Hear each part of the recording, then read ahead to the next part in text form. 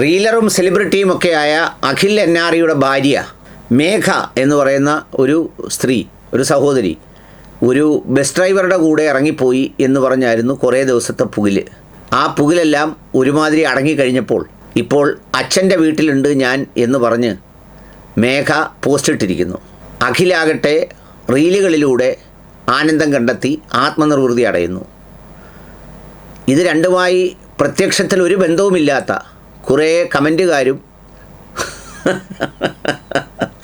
Video എടുക്കുന്നവരും ഇതിൽ കമൻറ്റുകളിട്ടും തെറി പറഞ്ഞും സൂക്ഷ്മമായി പരിശോധിച്ചും എത്തി നോക്കിയും ചുഴിഞ്ഞു നോക്കിയും രുചിച്ചു നോക്കിയും സംഗതികൾ പറഞ്ഞുകൊണ്ടേയിരിക്കുന്നു. എന്താ ഒരു ലോകം, എന്താ ഒരു കാലം. പുതിയ കാലത്തിൻ്റെ കുടുംബജീവിതത്തിൻ്റെ ഒത്തുചേരലും വേർപിരിയലും ഒക്കെ ഇതുപോലെ ആയിരിക്കുന്നു എന്നതാണ് സത്യം. പണ്ടിതൊക്കെ അത് ചെയ്യുന്നവർക്കും അവരുടെ ബന്ധുക്കൾക്കും വേണ്ടി വന്നാൽ അയൽക്കാർക്കും മാത്രമായിരുന്നു ഒരു വിഷയമെങ്കിൽ ഇന്നിതൊക്കെ ആഗോള ഗോളാന്തര രാജ്യാന്തര സംഗതികളായി മാറി എന്നതാണൊരു പ്രത്യേകത.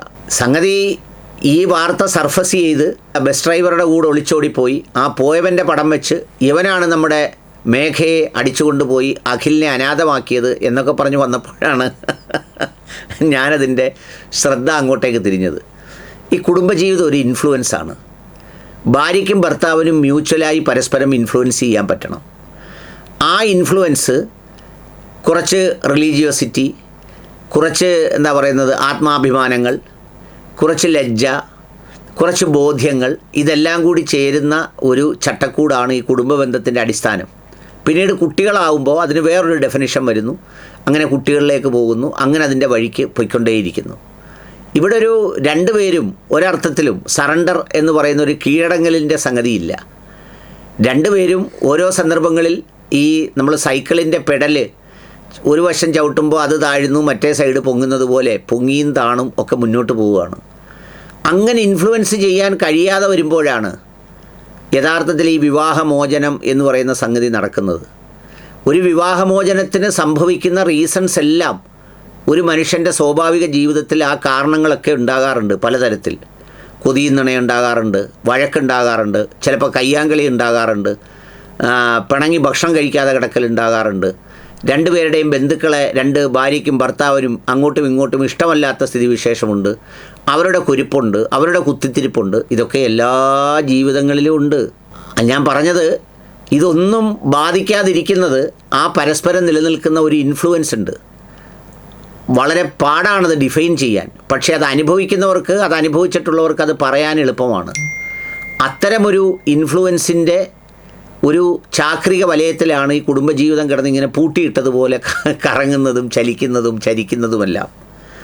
അപ്പോൾ അതിനിടയിൽ നിന്നൊരാൾ ചാടിപ്പോയി എന്ന് പറഞ്ഞാൽ അതിന് തക്കതായ എന്തെങ്കിലും റീസൺസ് ഉണ്ടാവും. ആ റീസൺ ഇപ്പോൾ എല്ലാവരോടും പറയാൻ ഒക്കുമോ? എല്ലാവരോടും പറയാൻ കഴിയില്ല. ഇനി അത് ആരെങ്കിലും ഒരാൾ തുറന്ന് പറയുന്ന സന്ദർഭത്തിലാണ് ആ വിഷയത്തെക്കുറിച്ച് ചർച്ച ചെയ്യേണ്ടത്. ഒരു പെൺകുട്ടി ഒരു പയ്യൻ്റെ കൂടെ ഇറങ്ങിപ്പോയി, എനിക്കറിയാം അതിൻ്റെ സംഭവം. ഈ കെട്ടിയ ആളിനെ കാണാൻ നല്ല സുന്ദരനും ആരോഗ്യവാനും ഒക്കെയാണ്. പക്ഷേ അവരുടെ സ്വകാര്യ ജീവിതത്തിലെ ചില റീസൺസ് ഉണ്ട് അതിന്. ആ റീസൺസിൻ്റെ പേരിലാണ് ആ കുട്ടി പോയത്. ആ കുട്ടി ആ റീസൺസ് റെക്ടിഫൈ ചെയ്യാൻ കഴിയാത്തതാണെങ്കിൽ ആ കുട്ടി പോകേണ്ടതായിരുന്നു എന്ന അഭിപ്രായമാണ് എനിക്കുള്ളത്. അവർ പോയി, അവർ വേറെ ജീവിക്കുന്നു, 2 കുട്ടികളായി സന്തോഷത്തോടെ അവരുടെ ലൈഫും ഒക്കെ ആയിട്ട് മുന്നോട്ട് പോകുന്നു. അങ്ങനെ തമ്മിൽ പൊരുത്തപ്പെട്ടു പോകാൻ കഴിയാത്ത റീസൺസിൽ അവർ പോവും. അത് അവർക്ക് ഇഷ്ടമുള്ളവരുടെ കൂടെ പോകുന്നത്, അത് അവരുടെ ചോയ്സാണ്.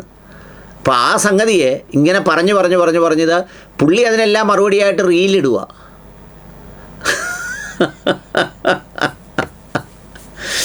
ഈ എന്താ പറയുന്നത്, പോഞ്ചും പന്നും പോലൊന്നും ജീവിച്ചാലൊന്നും ജീവിതം ആവില്ല. ഷേപ്പ് എടുക്കേണ്ടടുത്ത് ഷേപ്പ് എടുക്കണം, കാഠിന്യം കാണിക്കേണ്ട സ്ഥലത്ത് കാഠിന്യം കാണിക്കണം, നിലപാട് പറയേണ്ട സ്ഥലത്ത് നിലപാട് പറയണം. ഇതെല്ലാം പറയുമ്പോഴും ഉള്ളിൽ വേർപിരിയാനാവാത്ത ഒരു സ്നേഹത്തിൻ്റെ ബന്ധവും ചരടും അവിടെ വേണം. അത് നഷ്ടപ്പെട്ട് ഒരെണ്ണം നഷ്ടപ്പെട്ടൊരു വഴിക്ക് പോയാൽ പിന്നെ അതിനത് യോഗ്യമല്ല എന്നാണ് അർത്ഥം. അതതിൻ്റെ വഴിക്ക് പോകും, അത് അനിവാര്യമാണ്. അപ്പോൾ അതുകൊണ്ട് കമൻ്റ് അടിച്ചും പോസ്റ്റ് ഇട്ടും അതിന് ബഹളം വെക്കാതെ അവരെ വഴിക്ക് വിടുക, അത്രയേ ഉള്ളൂ.